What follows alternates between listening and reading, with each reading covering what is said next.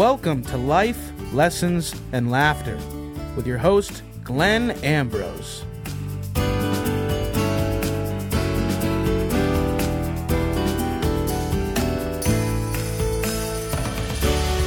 Hello, welcome to Life, Lessons, and Laughter with Glenn Ambrose and Dave DeAngelis and Ben Barber. I was first. Well, why is he first? I'm the normal co-host. I know. I don't know. I just kind of... I'm even first alphabetically. Apparently, I'm using the left side of my brain, and he's on my left. That's right. We'll go with that.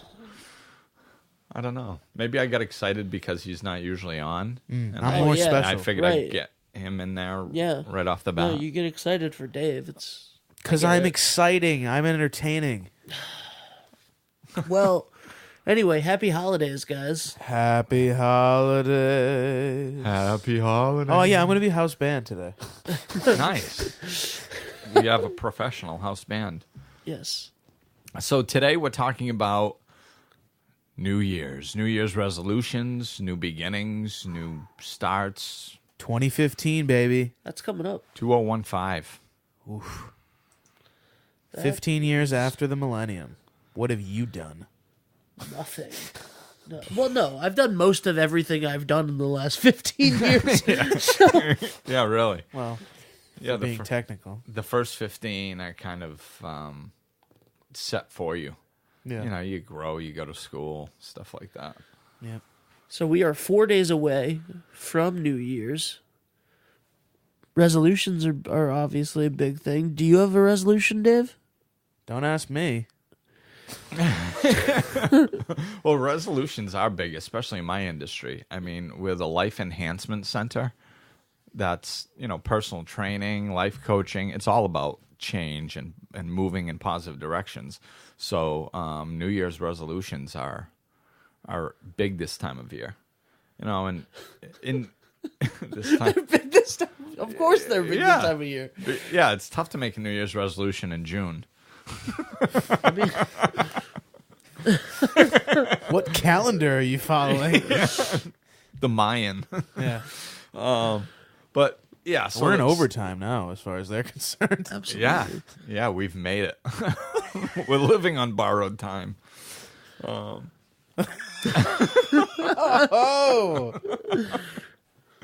Which is a good way to look at it. Yeah, it kind of is. Right, It yeah. kind of gives you a boot in the butt. We're kind of all on borrowed time, Yeah. technically. Yeah, it's I think we talked about this one other time. I heard something, I forgot where I heard it, but it was talking about when death comes, what are you going to say? Like, I didn't know you were coming. Of course we knew it was coming, It's coming for all of us. There was a Dave read me a story. It was a bedtime story. No, it wasn't. Dave read me a story. Dave read me a story yesterday online that was about a guy that had a watch or that had like a clock that was ticking, and like he knew Yes. the exact moment that he was gonna die. So he lived life to the fullest. He was never afraid. He spent his last moments like saying goodbye to his wife, saying goodbye to his kids, all of this stuff, and then the clock struck 0. And nothing happened. Yeah. He was still there, and for the first time, he was afraid. Did I get that right? Yeah. And for the first time ever, he was afraid because now Wow. he didn't know what was coming and what was next. He was always really comforted by the fact that this watch was counting down. You knew exactly how much time he had left. Yeah. And then when nothing happened, he was like, this is the first time I've ever been scared. That's a cool story. Yeah. Yeah, and it's interesting. I'm gonna have to read that story. But it gets right to the point of where our fear comes from. You know, it's that sense of control, not knowing what's going to happen, how much time. That as soon as our mind gets involved, then all the fears come up. It's like that watch set his mind at ease. Well, I know exactly what I'm doing. I know exactly how much time I have, so I'm gonna make the most of it. And that's what if we live our lives like that every day, or at least as often as possible, we're going to have a lot of happiness. The fear doesn't do anything. It just paralyzes us to not do what we would do. And that's kind of what I wanted to talk about with the resolutions. It's, why make them? Most of my adult life, I did not make a New Year's resolution. because I thought they were a joke. Well, Yeah. I saw everybody else doing them, and it seemed like at least most of the time, I'm trying to be kind and realistic looking back a lot of years, that at least most of the time, people gave up on them, and they failed. Quickly, too. Yeah, usually quickly. And then being a personal trainer for a lot of years, it's, you can set your watch by it. Yeah. I mean, generally it takes a week or two for people to get working out after New Year's, because, they say they're going to do it right at New Year's, but it takes a week or two to get it fit into their schedules or something. Yeah. And then, then they make a push, and by the end of February, getting into March, that's when people start falling off usually. I was going to say, I think the end of March is the longest I've ever made it with a New Year's resolution. I used to make resolutions specifically after New Year's.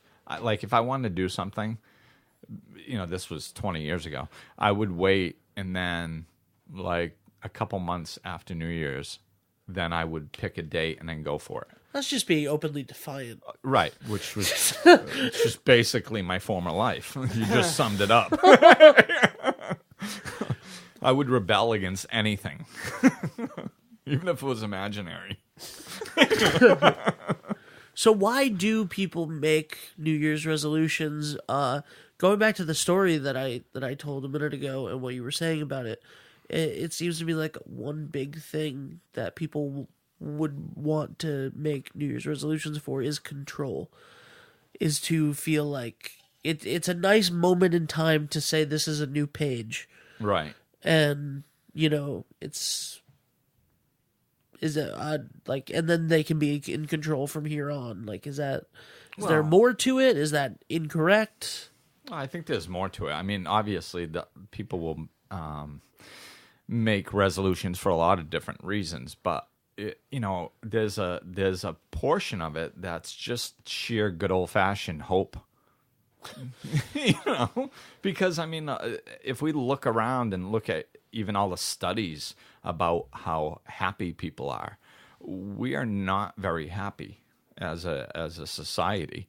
So people want a better life. They want to be happier. They want to enjoy their lives. So when a new year comes, like you said, it's a good point in time to turn the page and go, okay, this year is going to be different, which is nice.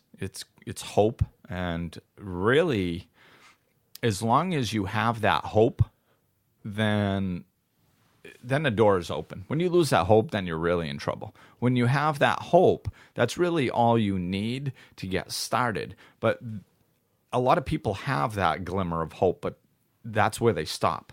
They don't know how to take and implement, the resolution into their lives, and they don't know how to change, and they don't know what change looks like. So that's why the failure comes in. We set these resolutions, and basically what we're doing is we're taking a person set in who they are, and we're trying to make them act a different way. So unless I change, my behaviors aren't going to change. So what I'm trying, that's where the big problem is they try to, to have a new year, you have to be a new you. If you're the same old you, then you're going to have the same old year you did last year, unless you change something inside of yourself. And everything starts inside. All work is inside work. So you can't change things outside of yourself. You have to change things inside of yourself. So like, let's take, one of the biggest resolutions is exercise, obviously.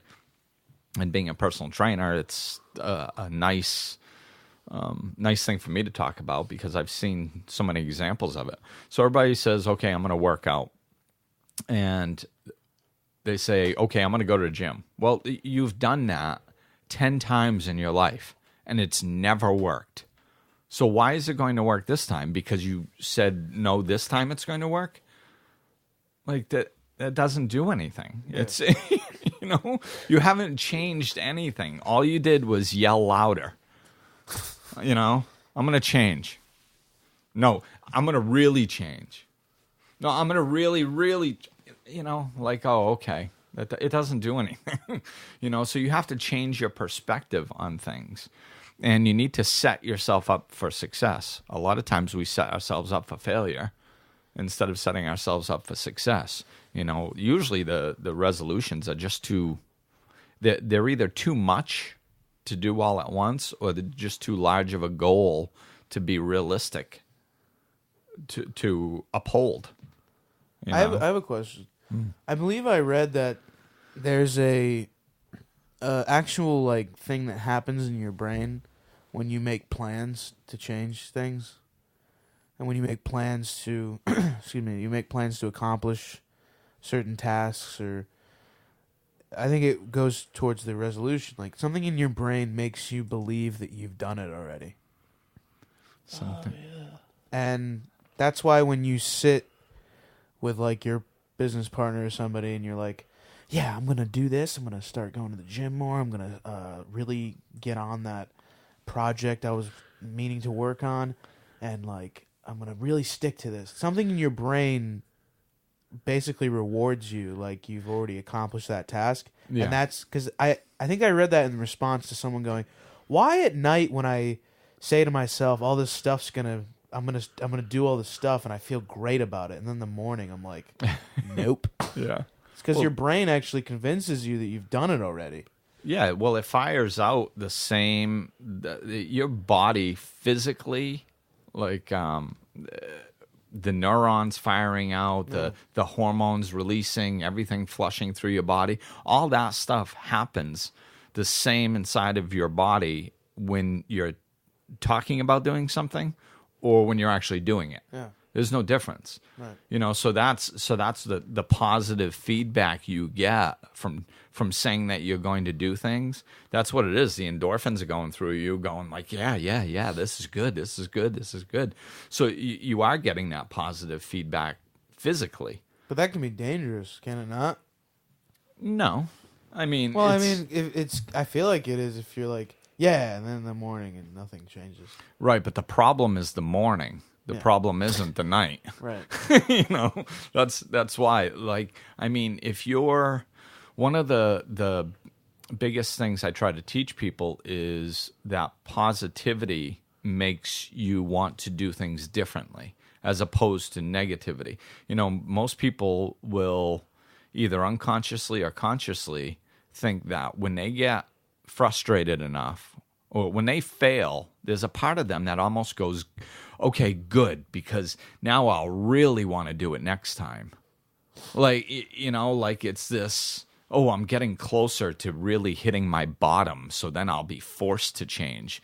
Like, and it just doesn't happen. If you can, I have people do like a little exercise and just, beat themselves up. Or I'll do it for them. Just be like, this stinks. I can't believe I didn't do this. I should have done it. And there's no excuse. Why did I do it? When you're talking like that, do you feel empowered to go do something? No, you feel kind of like it's depressed and heavy and down, and just saying those words, I felt down, But if you say, I'm going to do this, and isn't it great that I put my sneakers by the door because that's one step closer to getting my butt to the gym. Way to go! Nice job, nice job. Now I'm saying those words, and I can feel my enthusiasm rising. I can feel myself getting more empowered, and that's where positive change comes from. It comes from being empowered. So when you give yourself those, I mean, you can sit there and keep it in your head and never take any action. I mean, but it's if you keep giving yourself positive energy, you're going to tend to act on it because you're going to feel empowered. You're going to feel like you want to. That's everybody thinks that change is such hard work. Like, oh my God, I have to force myself, and I have to push, and I got to drag my butt out of bed early. Like, it's not like that. It doesn't have to be. I mean, you can force yourself that way, but it doesn't. it's not much fun that way, you know, and it's harder because you're overcoming all that negativity to get there. But I mean, if you empower yourself and talk in a happy, positive way that you're going to do these things, you do get that positive feedback. You do get that enthusiasm rising, and you are more likely to take those steps, you know. And that's one aspect of the change. I think not knowing how to change, though, it's changing your perspective on what you want to work on in the year 2015 is huge. You know, that's the first thing. If you look at, and we'll go back to the exercise thing because it's so common right now. If you look at it and you go, okay, why did I fail at exercising before? You know, and you look at that and you go, okay, well, maybe it was because I thought of it as punishment. And anything that punishes me, I'm only going to do for so long, because punishing yourself is not natural. It doesn't feel good. So after a while, I'm going to stop punishing myself because I don't like punishing myself.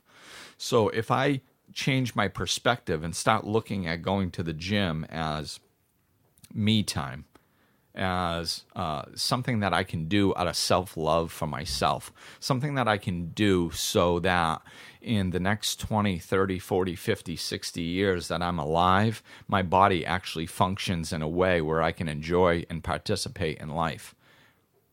So every time I go to the gym, I'm going to start telling myself that this is my me time. I'm doing this because I love myself.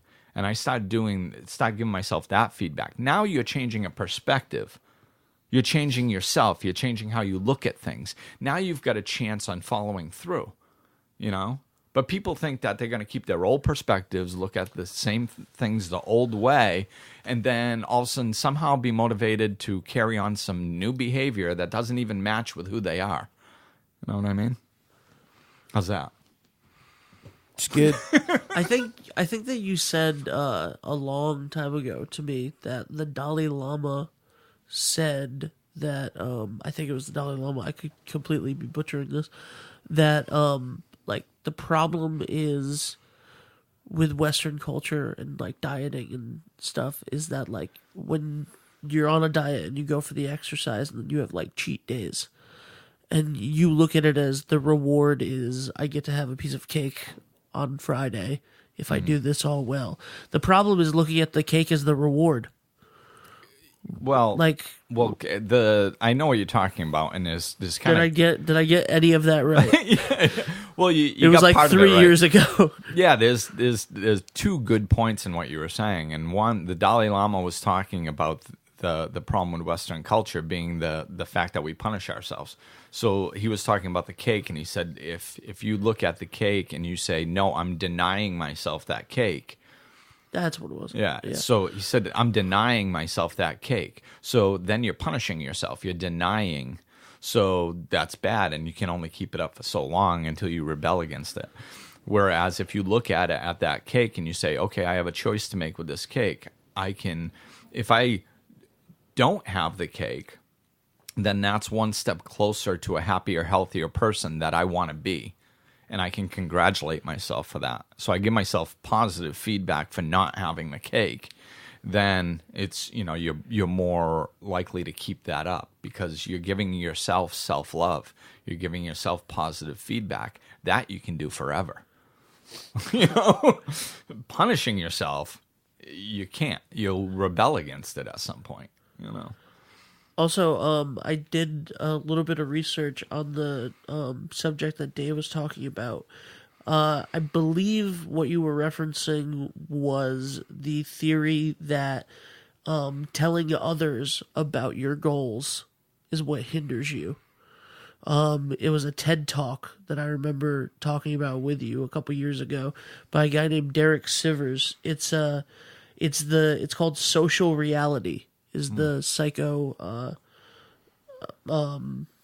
whatever it's called, psychology term for it. Social reality is the idea that bragging about your goals and talking about it with friends gives you the satisfaction. So it's not so much the internal thinking about it that gives you that. Like, that does drive you, as you said, but this theory, and I remember talking about this with Dave, so I think it's the right one, is that talking about it with your friends and like that kind of dreaming about stuff with your friends is what keeps you from doing it.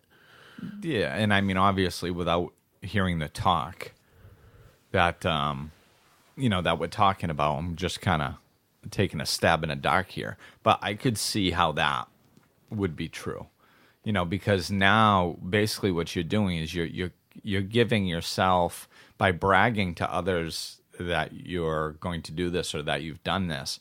Now you're receiving outside congratulations and for something you haven't even done yet. Yep. So so you're kind of sucking the reward out of what you're going to do without even having to do it. And we've talked about this in the past too, is that we have a tendency to just give ourselves find enough positive feedback to hold ourselves over and then move on with our lives. Like if we allowed so so you get enough. That's why a lot of people will live on talking, like when something's bothering them, they'll talk about it with their friends and they'll purge it all out and they'll feel that relief. Well, that's enough relief that they get a little bit of positive feedback. They never actually deal with the problem. So we find all types of little ways, our ego finds little types of ways to get just enough positive feedback where we can navigate around staying stuck, where we don't actually have to move or do anything because we're getting enough little squirts of happiness, little feedbacks of happiness here and there in different ways that we don't actually have to do anything. Yep. Yeah, we do that. Ben and I do that all the time. Yeah. Yeah. And the other thing too that people do is commiserate, complain. Those are the other two huge aspects of getting positive feedback, And I think we talked about when we were talking about Facebook.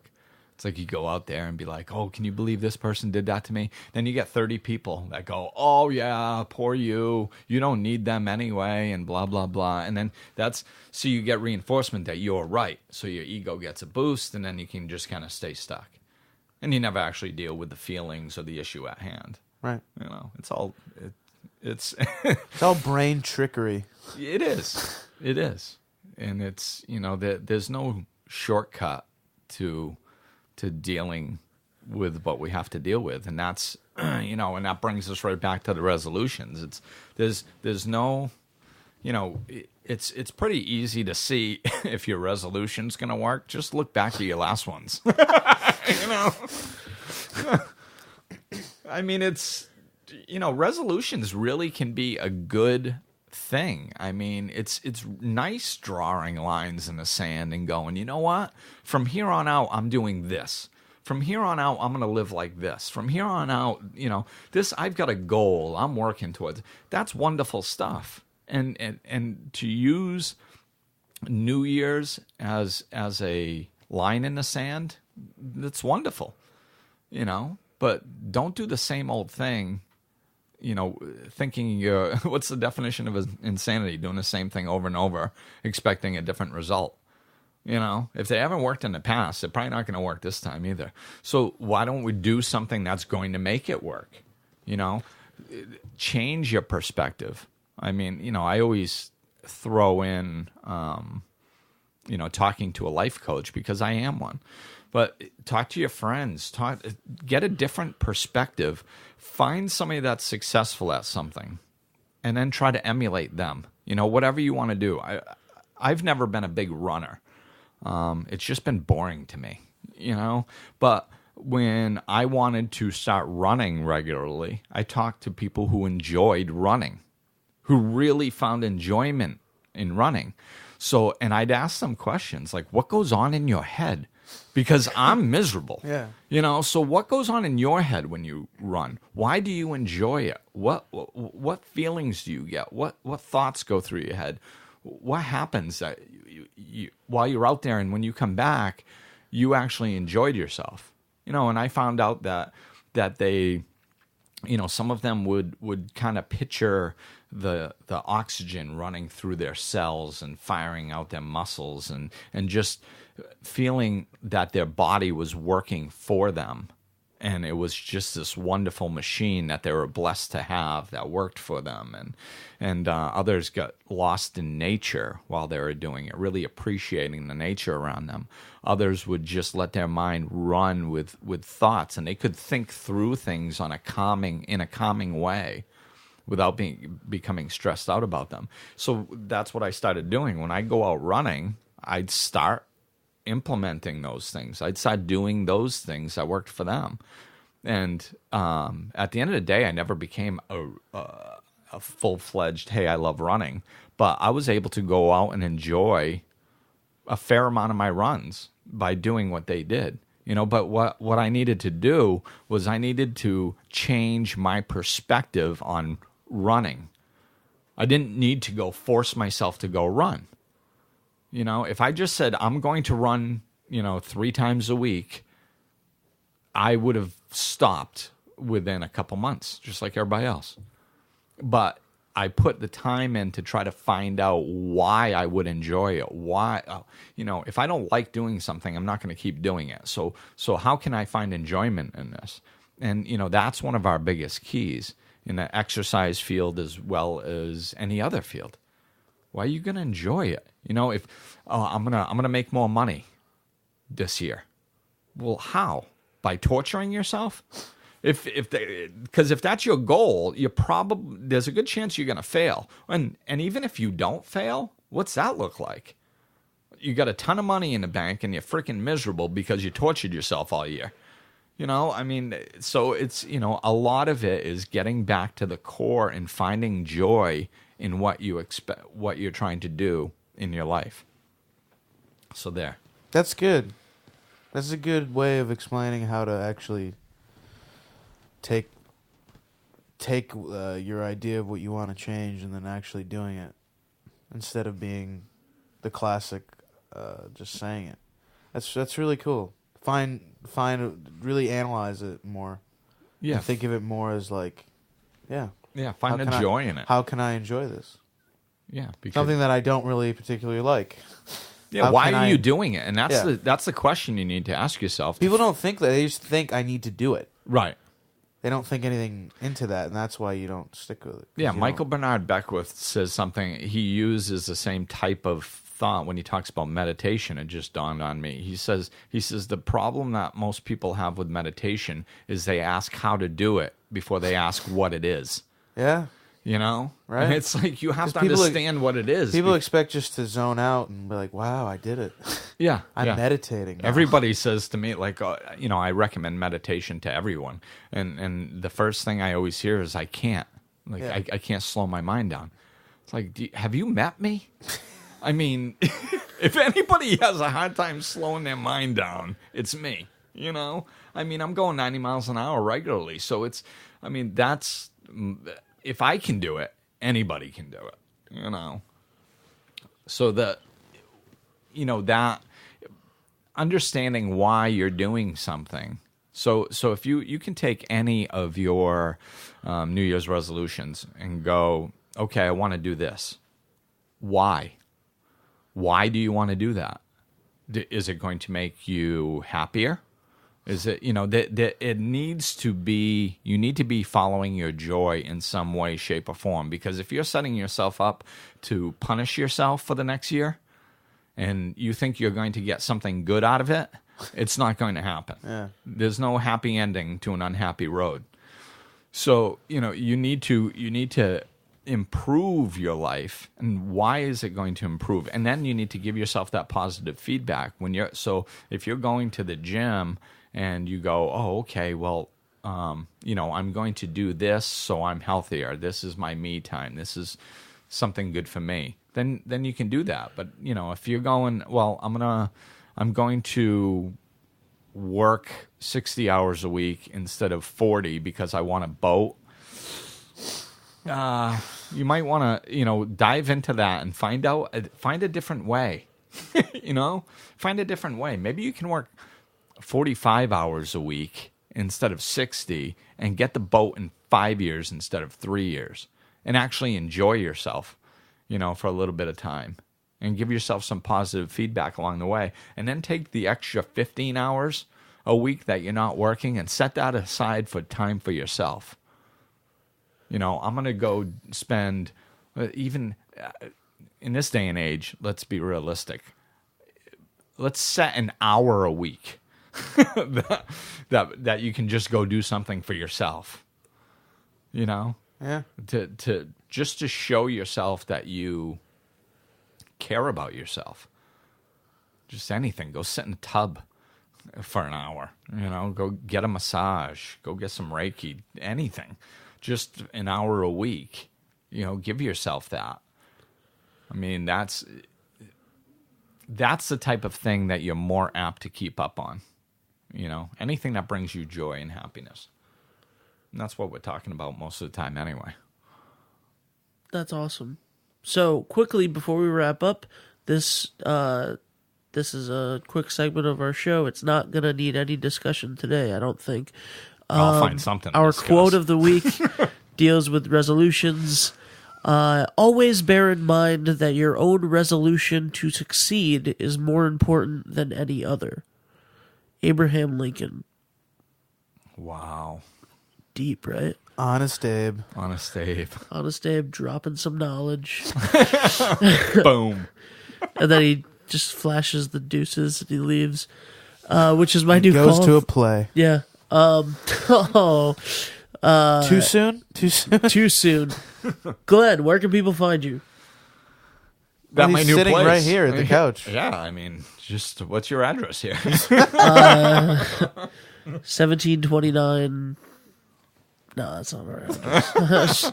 Well, they can find me at my new location. Oh. See how I slid that in there? 2076 Nooseneck Hill Road, Coventry, Rhode Island. That's the location of Glenn Ambrose's Life Enhancement Center. I know the owner. Great guy. Humble. Humble, very humble. And you can reach me on my website, life-enhancement-services.com, and Facebook, Life Enhancement Services, and my personal Facebook page, Glenn Ambrose. So, get in touch. We'd love to hear your ideas for new shows and your input. Good luck with everyone's New Year's resolution. Yeah, good luck. And, just, set it up where you're following your joy, and you're going to have a lot more likelihood of following through with it. Make it the year of you. Year of you. It's the year of Ben. 2015. Let's knock it out of the park. I'm ready, man. I am. I'm pumped for 2015. 2014 was a great year of change. Yeah. But there was a lot of hard work and unfortunately a fair amount of struggle for a lot of people. The change isn't always easy, but it's often necessary. And there was a lot of change in 2014. I think it's setting us up for a great 2015. So good luck, everybody, and we'll talk to you soon. This podcast is presented by New Shore Productions. Executive producers Glenn Ambrose, Benjamin Barber, and David DeAngelis.